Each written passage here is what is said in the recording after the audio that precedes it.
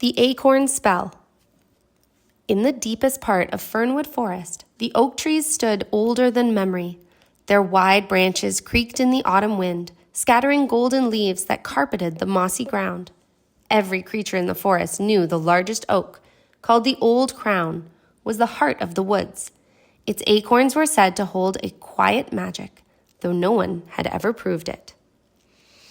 The first frost had arrived early that year, crisping the edges of the leaves and sending a chill into the forest floor. Squirrels darted between roots, gathering acorns with hurried paws. Among them was Thistle, a small gray squirrel with a tail too fluffy for his own balance.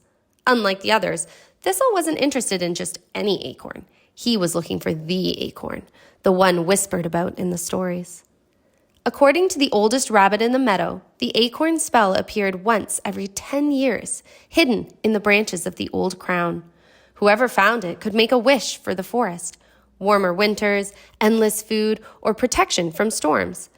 But the wish had to be unselfish, or the magic would wither away like a leaf in the forest. Thistle searched all morning. He scampered high into the oak's limbs, the world below shrinking into a blur of orange and brown. Acorns clinked together like tiny bells as he inspected each one.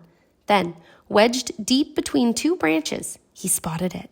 Smooth, glossy, and etched with faint golden lines like tiny rivers, the markings shimmered in the late afternoon light. He carried it down carefully, cradling it as though it might vanish. On the forest floor, animals began to gather.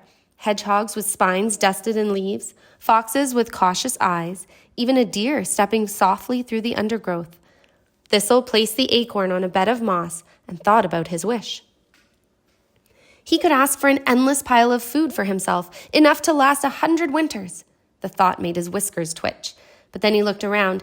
He saw the thin fur of the old rabbit, the drooping ears of the fox cubs, the hungry stares of the birds that had not yet flown south. Thistle closed his eyes. He wished for the forest to be safe and abundant through the long winter ahead, for every creature, not just himself. The golden lines brightened, glowing like the last rays of sunset. A warm breeze rippled through the trees, and the frost seemed to melt from the ground.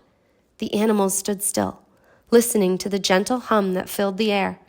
When the light faded, the acorn was gone, leaving only a scattering of fresh green shoots among the moss. Winter would still come, but Fernwood Forest would face it together, fed, sheltered, and bound by the magic of one selfless wish.